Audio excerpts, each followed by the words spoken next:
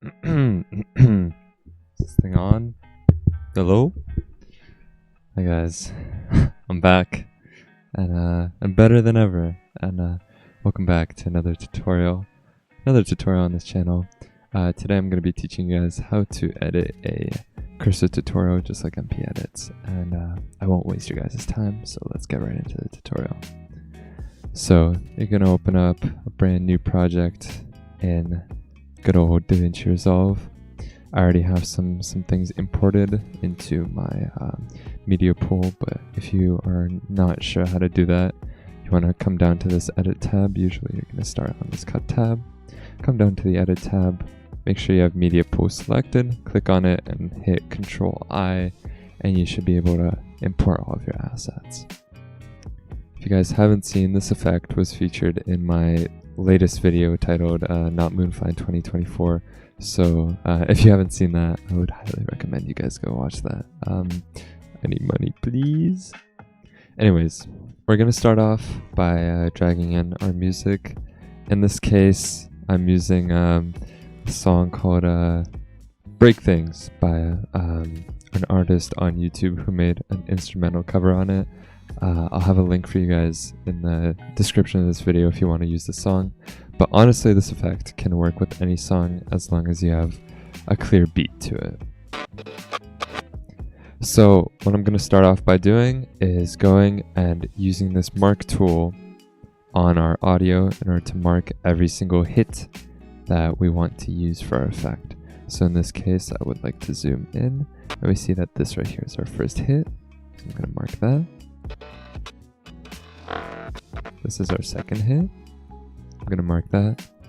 And just go through your clips and mark every single hit that you want to use for this tutorial. I'm going to do it real quick and speed up the video just so it doesn't take 50 billion years.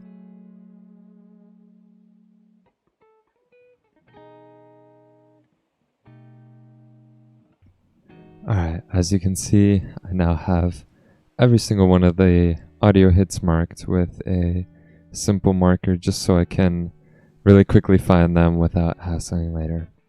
Your next step is going to be, of course, dragging in your window that you want to be closing. This is going to be part of the first effect. It's going to look something like this.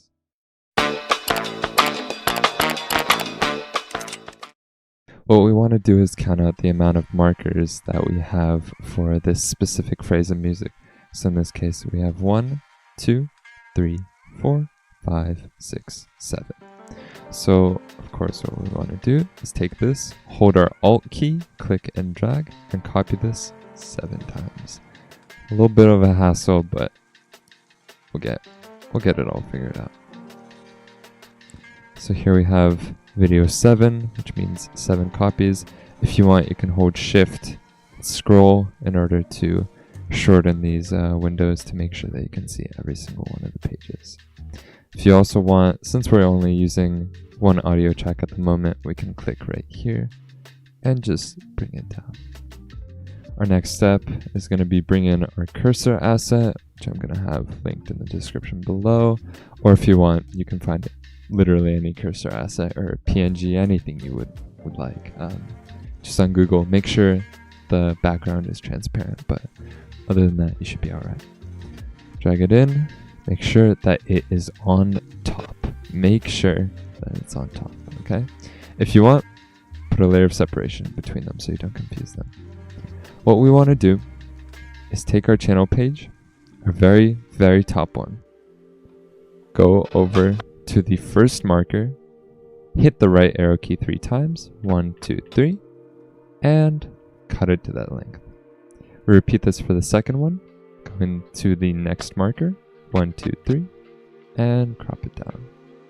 Same thing for the third one, next marker, 1, 2, 3, and crop it down, and repeat for all the channel pages, or any page that you're using in your case.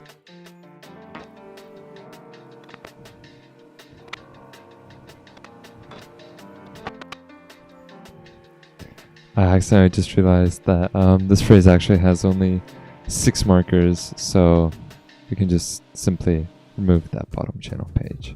Anyways, now that we have done this, what we're going to want to do is select the very first one, go up into our inspector, and set it to a random zoom, rotation angle, and position anywhere on the screen.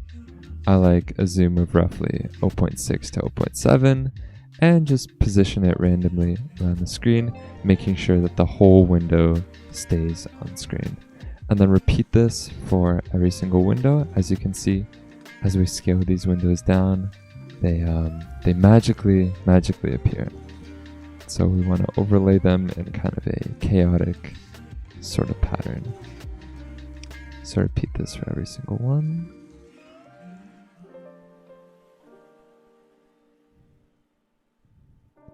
And for our final one, rotate and position. Perfect. What we also want to do is, if we have a background that we want to place behind these, if it isn't a solid color, once again click Ctrl-I to import it. I'm just going to be using this wallpaper that I custom made myself on paint.net, and we're going to drag it in and place it right underneath. And now we can see our composed scene, so the chaotic array of windows and our really big cursor for now in the middle. What we're of course going to want to do is decrease the size of this cursor by going into zoom and find something roughly 0.7 is or 0.07 is a sweet spot. It all depends on the size of your cursor, but for this specific one that I'll have listed in the description, 0.07 works plenty well. What we're going to want to do is zoom in and go to that first marker and hit the left key 3 times. 1, 2, 3. Take this cursor and drag it out. And here is where the fun begins. This is going to be a lot of keyframe work, so make sure to pay attention and slow down the video if you need any assistance. So we're going to go right ahead and go into our inspector. Under transform, we're going to click this diamond right here. Go forward 3 frames, 1, 2, 3, using the right arrow key, and click it once again. Go back to that first keyframe set by clicking this little arrow right next to it. And what we're going to want to do is give it kind of a harsh rotation angle, zoom it way up, give it a strong pitch, and a little bit of yaw. And we're going to position it so the fingertip is located right off the edge of the screen. So we can see a little bit of white here. We can move it a little bit more right and a little bit more down. And as you can see, if we go from the step-by-step, the frame-by-frame view, it glides in, but not extremely smoothly at this moment. It's very, very sharp and jagged. And what's going to help with that is adjusting the pitch, the yaw once again, the rotation angle, and give this cursor a little bit of a bounce. So what we're going to do, start this keyframe, go 2 keyframes forward, 1, 2, hit it once again, set the value to 0.06, and then go 2 more keyframes forward, 1, 2, and set it back to 0.07. Make sure that all of these keyframes are selected.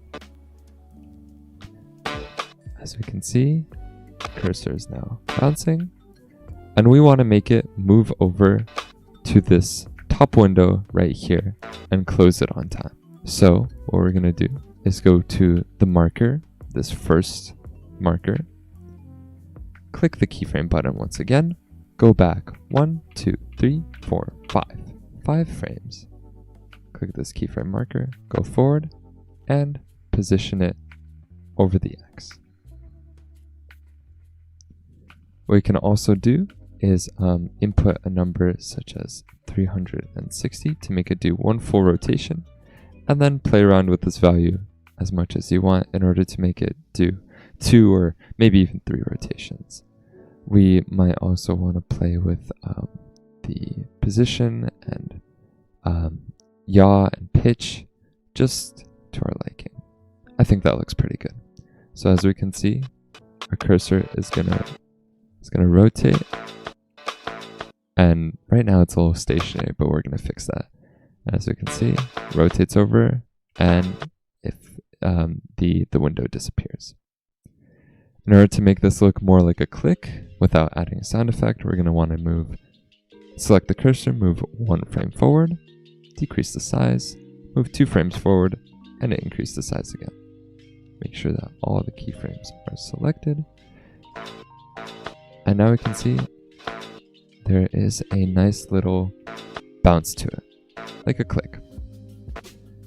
This window disappears a little bit late. What we're going to want to do is select all the keyframes, move 3 frames forward, 1, 2, 3. Select all the keyframes once again, and set our zoom to 0, which can be done by double-clicking and just typing in the number 0.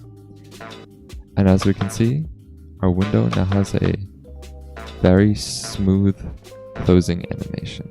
Very simple, but very smooth.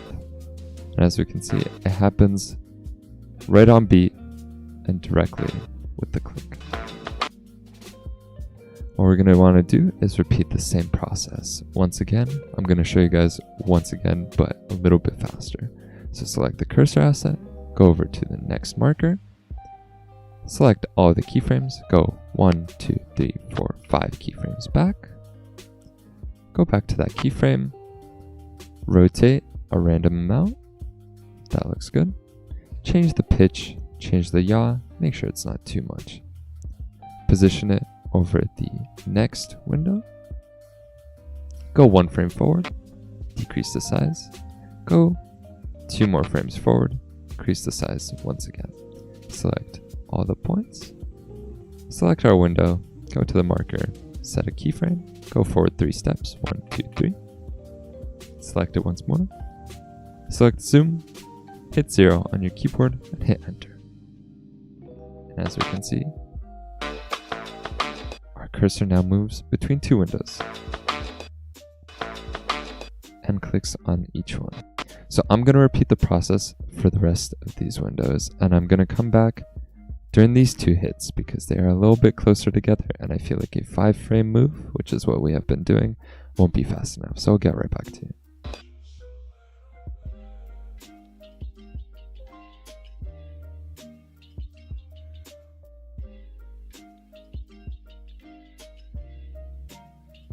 Okay, now as we can see, we have the cursor moving for every single window right up until the last 2. And this right here is not a lot of space. This is 1, 2, 3, 4 keyframes in between. So what we're going to want to do is alter the clicking animation a little bit. We're going to want to select this marker right here. Click on the cursor, select all the keyframes, go back 1, 2, 3, 4, 5. Select all the keyframes once again. As we can see, we already had a keyframe set. Make sure you don't hit this top diamond, just manually select the rest of them. We don't want to mess with this already pre-existing keyframe. We want to go over here, change our transform, our zoom, and our rotation angle. Give it a few little spins just for fun. Change the pitch and the yaw, of course. And now that we're here, we don't have enough space for a full click. So what we want to do is go a single frame forward, click, set it to 0.06, so 1 setting down, and then immediately start moving on to the next keyframe. So go over to that next marker, click once again, and set our position. And as we can see, now our zoom is 0.06. We want to change that back to 0.07 like it was. So we're going to change the position, change the rotation a few times, and boom. Now we see that we have a very quick move. Oh, I might have added a little bit too much rotation here. Sorry. Let me go back on that. Just a little bit by 1 rotation.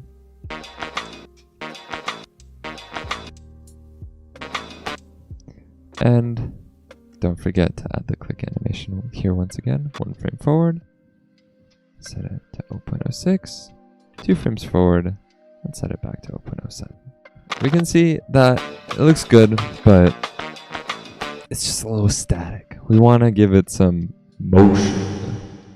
So what we're gonna want to do is come over into the effects tab right here, grab our adjustment clip and drag it over top of everything, and I mean everything.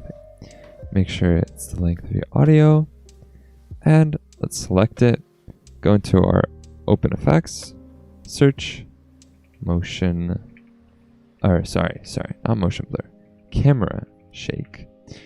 It should be Resolve FX Transform Camera Shake. Don't worry about these two. What you're going to want to do is drag it on top onto the adjustment clip. And now we're just going to be playing around with some settings. So what I like to do is set my motion blur to 0.75. I want to set my speed scale to 0.5 and my motion scale somewhere to like 0.6.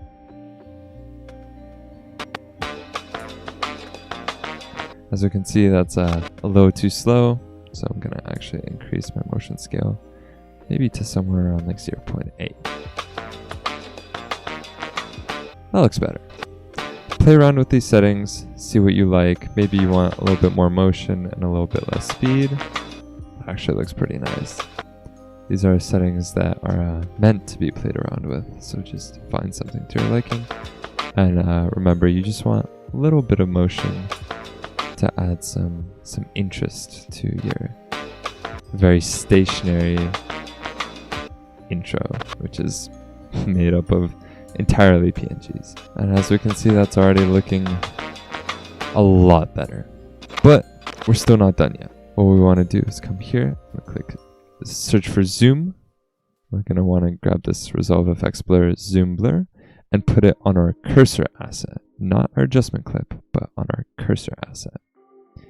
And what we're going to want to do is play around with this blur depending on the motion of the cursor. I know this is going to be a little bit of tedious work, but it's definitely worth it in the long run. So we know that our cursor zooms in from the corner at a very fast speed at the beginning. So what we're going to want to do is go to the start, click zoom out, and keyframe that. Go to where the cursor freezes, click it once again, and set this to 0.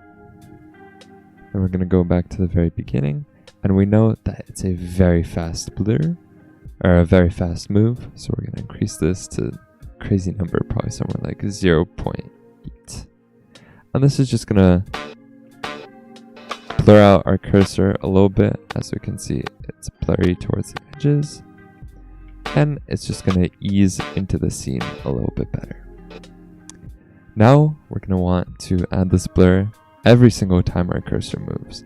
So we're going to go over to this first marker, click back our 5 frames, 1, 2, 3, 4, 5, select our zoom amount, keyframe that, go 1 frame forward, set our zoom amount to 0.4, and then go 4 frames forward, 1, 2, 3, 4, click once again, and then go 1 frame forward, click once again, set this to 0.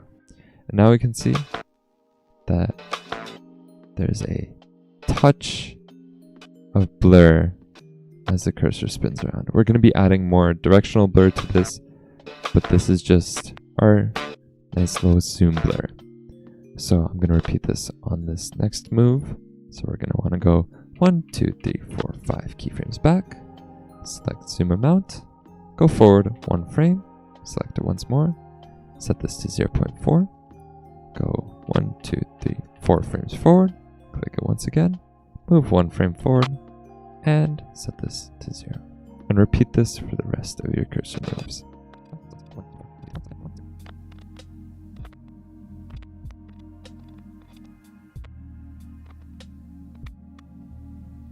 And as we can see, that just makes our motion a little bit smoother by adding a subtle blur.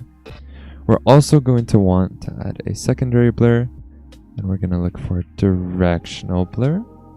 It's going to be under Resolve FX Blur, going to take this and drag it once again on our cursor asset PNG. As we can see right now, it's a little bit crazy, but we can see what this filter does.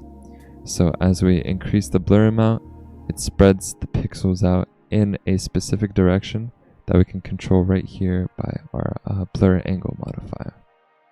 And what we want to do is match the angle of the blur with the motion of the cursor, which sounds a little bit convoluted and difficult, but as you get used to it, it should be fine. So we want a blur coming from the bottom right corner. From our bottom right corner, so we want the blur angle to be reflective of that. So somewhere around 57.2, as we can see it, as we increase the blur strength, maybe a little bit more angle, there we go. As we can see, as we increase the blur strength, it pulls towards that corner in a parallel line coming from that corner. So what we want to do is same process that we did for those other keyframes. We're going to want to, this time around, select both blur strength and blur direction. Go back 3 frames, select it once again, set this blur strength to something pretty high, maybe 0.3. Again, we don't need too much directional blur because it's going to be a little crazy. And then set this to 0. So we're going to go over to our first move, and we're going to see which direction this actually moves in. So we're coming up the screen at this angle right here. So click right here, directional blur, go back 5 keyframes, 1, 2, 3, 4, 5. Select it once again. Go forward 1 keyframe, set this to 0.3. And let's change our blur angle so that it is blurred in the direction of our motion.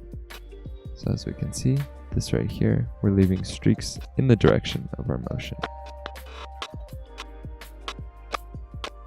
Beautiful.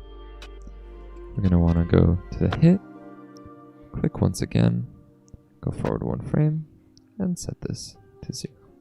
Make sure to keyframe the blur angle as well. Beautiful. And now we're going to repeat this for every single one of the hits.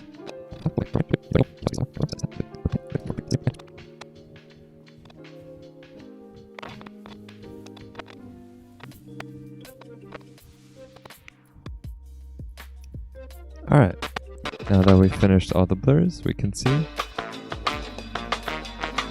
our cursor is now zipping around the screen, which is a lot more appealing than what we had before. This blur really helped to smooth things out and make things look really nice for us. I know this tutorial is running a little bit long, so I'm going to try shortening anything that I can. So in the description, you guys can find this click sound. What you want to do, drag it into your audio tab, shorten it down, find this initial click right here, make sure it's as short as possible without clipping anything.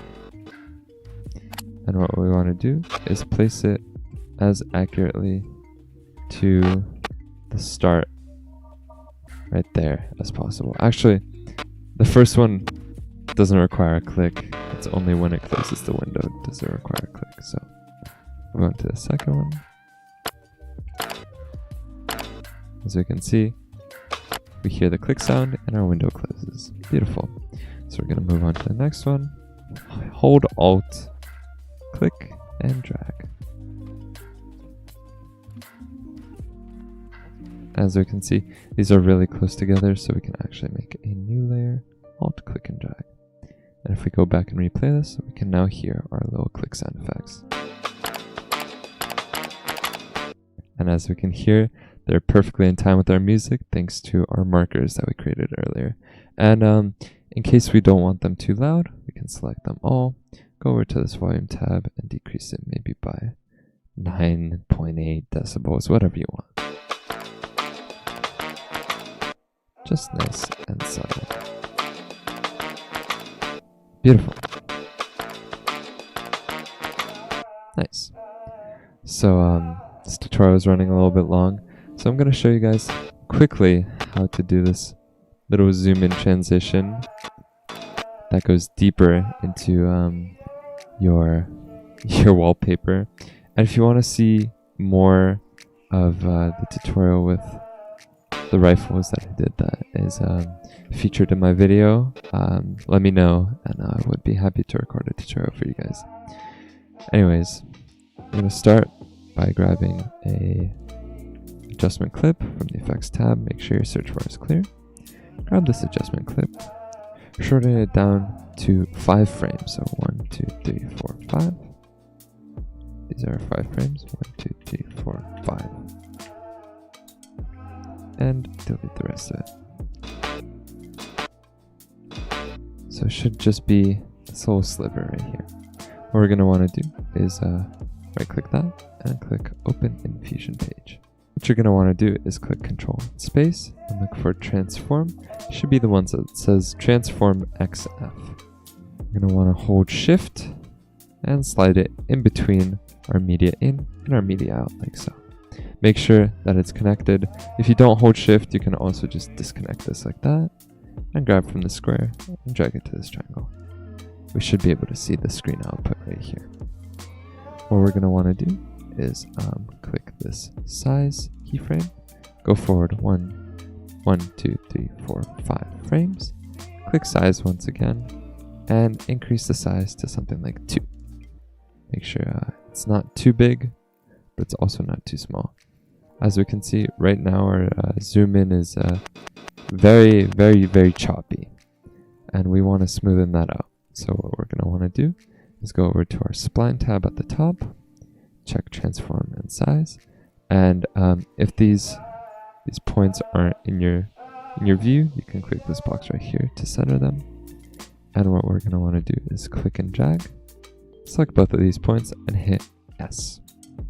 This is going to smooth these points out and give us a much nicer transition. I'm going to select this bottom point, hold Shift to select this top point, and what we're going to want to do is drag this bottom point all the way out and this top point all the way down to give us a nice ease-in curve. Now that we have that, we can take our adjustment clip and extend it out. And as we can see, that might be a little bit too little of a blur. A zoom. We can go back to the Fusion tab.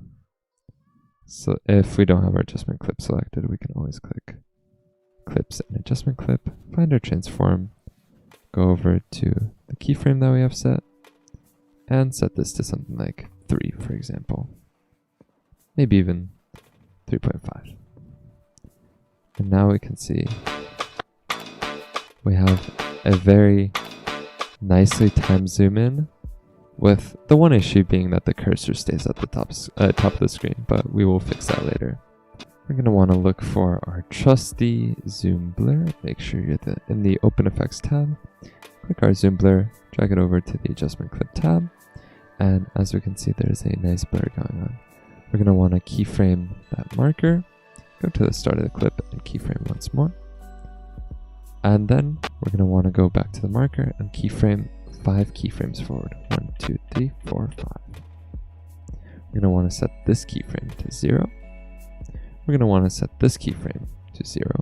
And we're going to want to set this middle keyframe to something like 0.5. And as we can see, we have a nice little blur effect that seamlessly transitions us into the next part. As we can see, the cursor is still on top, so we're going to fix that real quick. Once the transition starts, which is going to be 1, 2, 3, 4, 5 before, we're going to select our cursor, go to video, keyframe it, and we're going to want to move 1, 2, 3, 4, 5 forward, select it, scale it up, maybe not that far, rotate it a little bit, and position it way far off of the screen. And now we can see that as our scene zooms in, our cursor goes off the screen. Beautiful. And that is all for the effect today. If you want to see more continuation, of course, leave me a comment down below. I'll be happy to help. And if you have any questions or want me to re-record something, let me know. Without further ado, here is the final effect.